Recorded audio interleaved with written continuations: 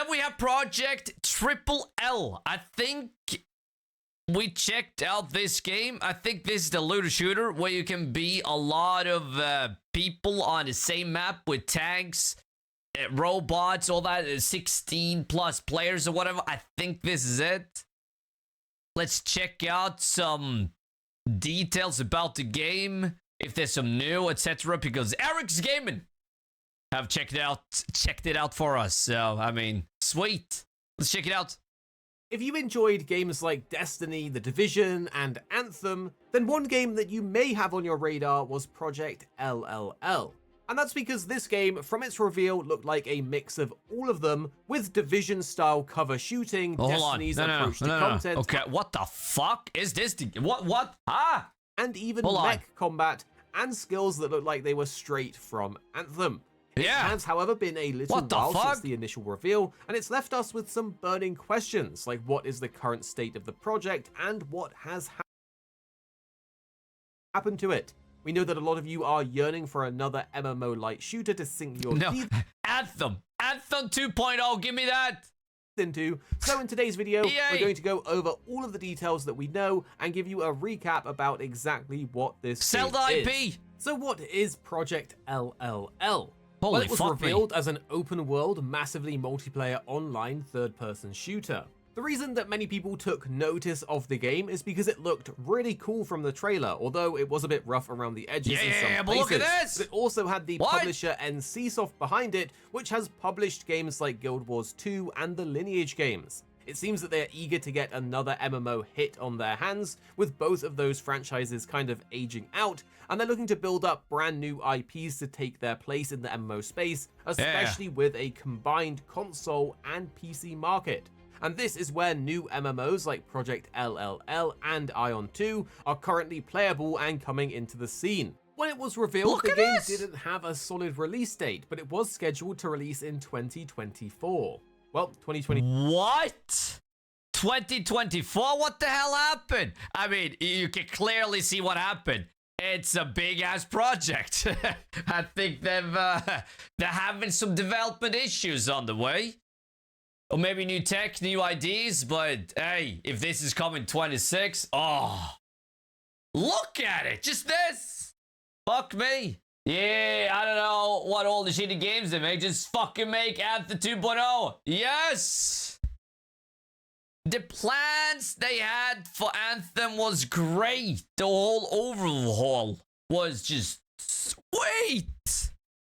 Would have made the game like fucking, let's say, it would be the next Warframe. I'm not fucking kidding. It would be the next Warframe. It would be huge. I don't doubt it.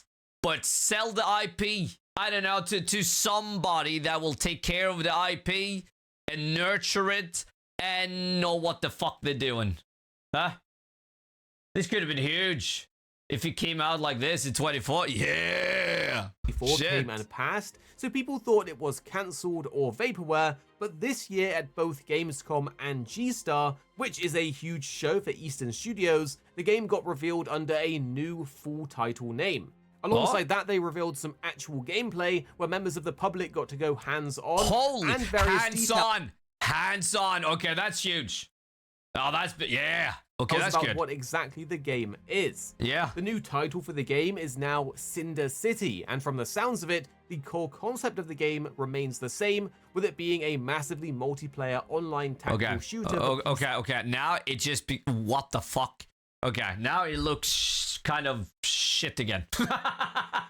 Kind of. What is weird though is that the demo that they released alongside the reveal for the game is a single player demo, which has led many people to believe that the game is a solo game. But you can see in the trailer there's a ton of content with multiple players. The devs actually addressed this in an interview with WCCF-Tech.com. What the fuck? Come on.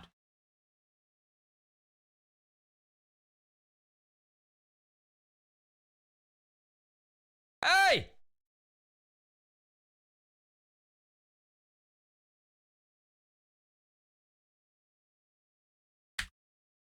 The devs actually addressed this in an interview with WCCF-Tech.com, saying the following when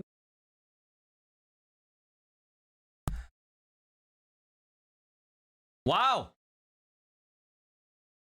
They were asked about the exact extent of the MMO content in the game. They said if you played the single-player demo, it might be slightly misleading in that the campaign is not the primary content of the final product. The majority part will be the open-world online shooter where hundreds of players can play together simultaneously in the same field in a vast 7x7 kilometer wide city. The primary genre would be a large-scale MMO shooter.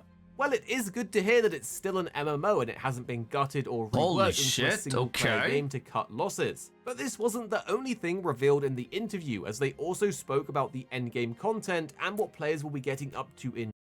Yeah, fuck y'all, give us good endgame content. Like, fuck, that's where most of these looter shooters fail. At the endgame, there's no content. It takes months before something is out. Even, like, the communication is even shit. Pay your damn internet bill? Hey. Actually, I haven't paid it. I haven't paid it yet. Eesh. General. Another question that was asked was, is there anything to share on the endgame part yet? They said as for the endgame, it will revolve around PvE content like boss fights. Okay, good step. And as we've glimpsed on in the Gamescom 2025 opening night live trailer, where tens of players surround a gigantic mech, a variety of boss fights will be provided as endgame content. The second element would be instance dungeons that require a certain number of players to join and matchmake and start. You'll need to strategize to break through instance dungeons in the underground.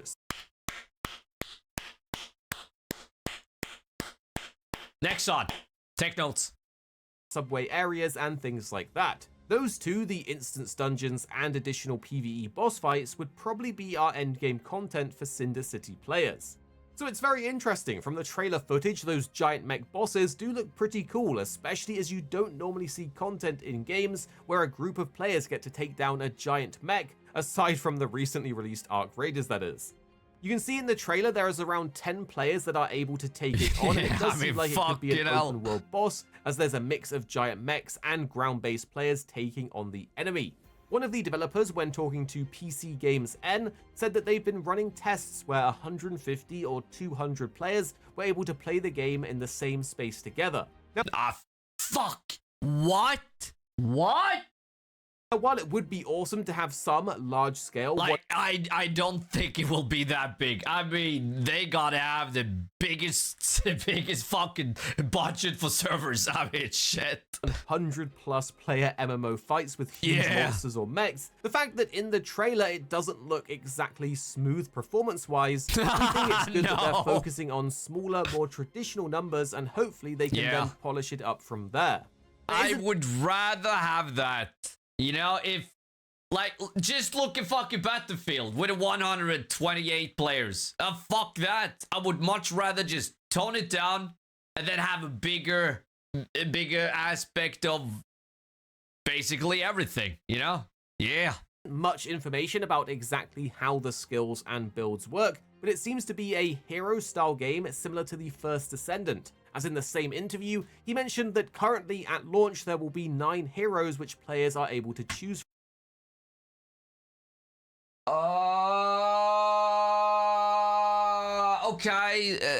Okay, but whatever happened to customizable characters? What the fuck is wrong with that? Come on. One of the characters the previewer mentioned is a super soldier called Seven. From what they described, he's the by-the-book type of operator that mixes ground military gear with a bit of futuristic tech. Like my what stood out to us, though, is that the developer said Seven actually sits around the middle of their whole design range. Yeah, so but just make it like fucking The Division. You know? Just mix and match skills, make your own type of hero. Ugh. He's considered to be the midpoint. Yeah, I know. They're gonna sell the heroes, but fucking hell. Come on. Still, just... Come on, you can sell skins. That means that the rest of the roster goes in a much more wild direction, which is kind of what you want in a game like this to mix things up. Okay. This also raises the topic of roles that you normally have in traditional MMOs. In the WCCF Tech interview, they asked about this. The question was, will there be traditional MMO Trinity roles such as tank, DPS, and support in your game? They said they do have different roles for the characters you get to play as, but it's not the traditional designed MMO roles like you mentioned, the tank, healers, and DPS characters, but rather it's specific tactical weapons or skills that they come equipped with. They want to diverge from that traditional MMORPG formula because it could have them bound to those conventional mechanics. So it's more about somebody has actually done some research. Hey, good on them. I know of another developer that should maybe go on the internet, check out some other games in the same genre, you know? Just make it like Division because it's the best of them all. Yes! the different skills that the characters have, which is more in line with other shooter games in the sci-fi setting. For example, if an enemy sends out a lot of projectiles towards you, you might counter that with a skill that hijacks them and diverts them to protect yourself and your allies. Or you might turn on... No, I mean, this would be, again, way better with a system like the Division. Create your own character, create your own build, mix and match, this and that. Oh, stop with the hero system. Why is the gaming industry so hyped about it? It almost never works. What the fuck? Unless it's like an Overwatch type of game. There it works. Apart from that... Huh? I wouldn't say it works, money-wise. I mean, hey. a barrier-like shield dome to safeguard those inside. I mean, the first Ascent worked. And sort of still works with... okay. Sort of, I mean, hey, it did work for a while. But now they buff and nerf and buff and buff and release new characters.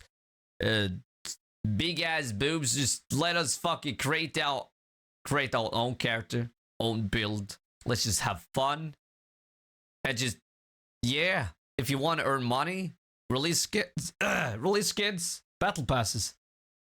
For a month or two, then it went downhill. Sad thing is, that is so true. Shit. They say there will be a variety of skills of this kind, more in line with the shooter genre. Those skills, and of course your gear, will determine your character's role, rather than just giving you a predetermined role like tank, healer, or DPS. Okay, that's well, it's really nice to hear that there will be some teamwork required to get the best out of the characters, but we do kind of miss the MMOs with a more defined role system. It seems like more and more of them are moving away from the Holy Trinity, but what do you guys think? Anyway, that's the most important details about the game. We will say from the trailer it is a bit of a mixed bag, as some parts look super rough and generic, and other parts look like they would be a ton of fun. The gameplay at Gamescom, where people got to go hands-on, does look a lot better, and makes it look like it plays more like The Division, which we were huge fans of and are looking forward to The Division 3, so hopefully they can polish it up and find their own unique style. This is, however, one that we're going to fully reserve judgment on until we can actually play it, which does beg the question of when we will be able to. Currently, there isn't a release date, but the devs have said that they're still aiming for a global simultaneous release. They said that internally they have a beta test planned for early and mid-2026, so hopefully we'll have a chance to play it then. Okay. Well, guys, drop a like down below if you... And then it probably... Okay, so let's say it comes early 26. Then it'll come at the end of 26. But if they move the beta, maybe summer 27. Maybe that's a more realistic release date. Enjoyed this update and subscribe because we will be back with more videos on your favorite games coming very, very soon. Here at Arekkz Gaming. But it definitely gives me like a Anthem kind of style mixed with a little Division. And also First Descent, the good bits. I'm very interested. I want to see where they take this. Make it hard. Okay? Make it like, make the end game fucking hard. Don't make the game for 10-year-olds. Okay? Make the game so it's actually fun to play. And you have to grind. and just have more fun than chill.